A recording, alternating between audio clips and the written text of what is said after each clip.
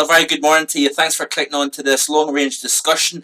Hopefully this video today will work. I'm going to try and shorten the videos, folks, because I think the amount of data that's in the phone and uploading to the computer is just too much for the system. Like I said to you, I apologise for the lack of sound after about a minute and 25 seconds yesterday.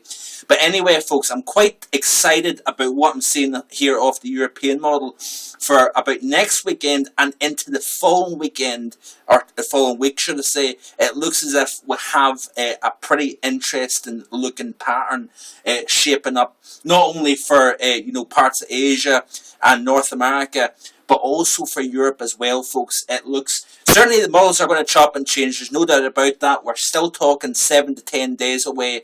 Things will change. But what we're looking for is the persistency in these models to keep this cold. If they continue to be persistent, then it looks as if there might be some potential with this. Let's have a look at the model of the European, the upper level map at the moment. You can see here the brutally cold air over northern Asia or northeastern Asia.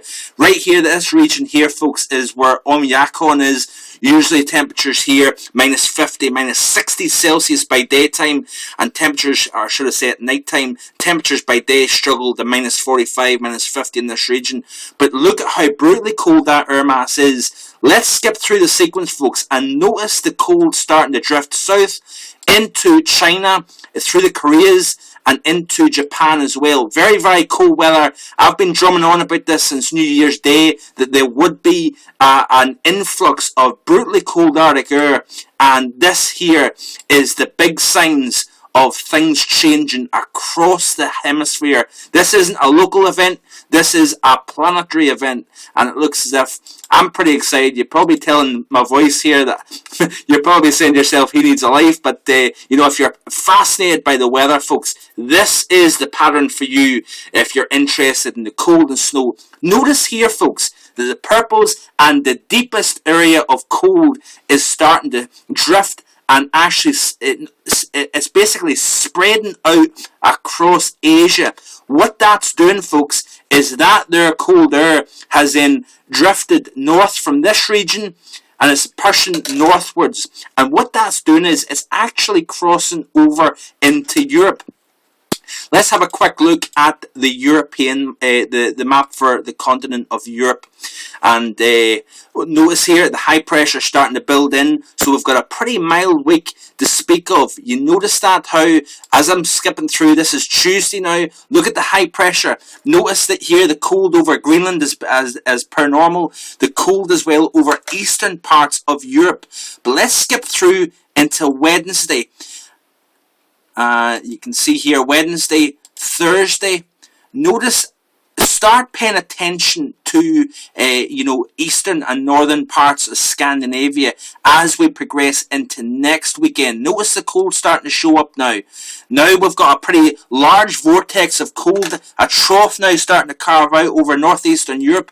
As we skip through into Sunday the 15th, notice how the trough both spreads out and you can see the cold starting to get wrapped into this circulation off of Siberia. That, folks, is a very interesting looking map. Looking ahead at Monday, notice how the trough starting to spread out, covering the majority of Europe.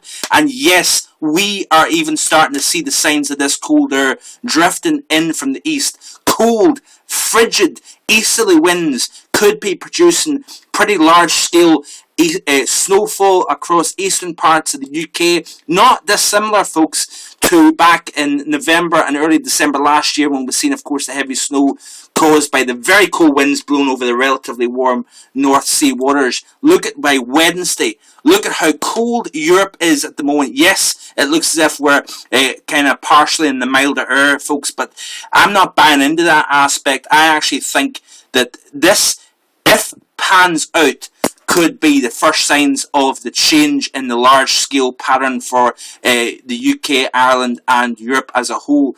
Let's skip back, folks, to about Thursday the 12th. What I'm wanting to point out to you is pay attention to this area of high pressure as this trough expands. So let's skip through again Thursday. It's important that we look at these aspects to understand what's going on here.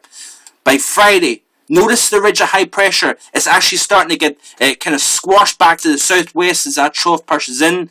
And by Saturday, you notice here the trough expanding, deepening, growing colder over the majority of Europe, in fact.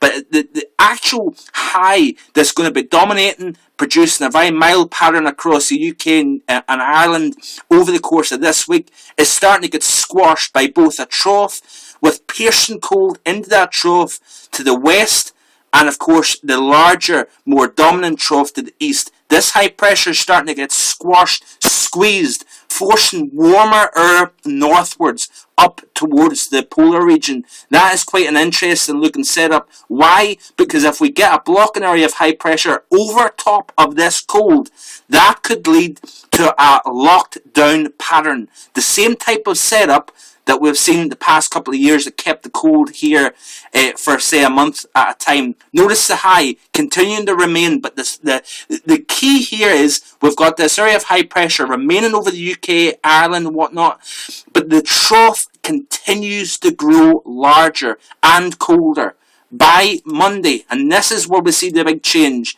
The high itself looks as if it's starting to bend round and it's trying to get over top of this even colder air mass now.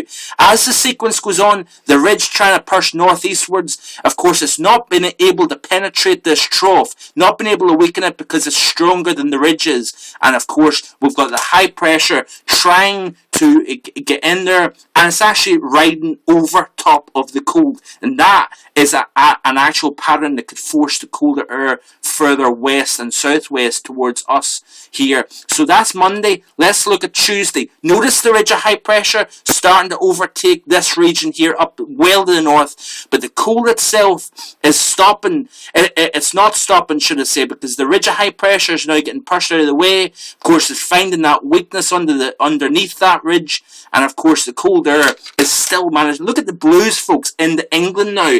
Folks, I am excited about this. If you've been looking for cold and snow all winter long, this is looking positive for us, for sure. Let's look at Wednesday.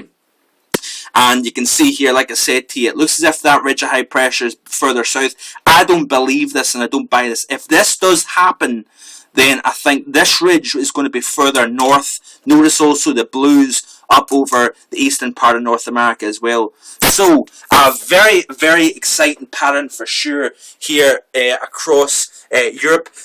Don't buy into the aspect of the milder conditions this week on. Of course, many people, both on the Daily Mail forum, have been drumming about the fact that the winter's going to be mild throughout. Folks, people are going to jump onto that this week when they see the temperatures rising into the double digits here in the UK. Mild nights as well. But be aware that there is building cold in a major way. If this materialises, like I said to you, these models are going to chop and change. So we'll keep an eye on it. We'll keep an and see if it continues to suggest this.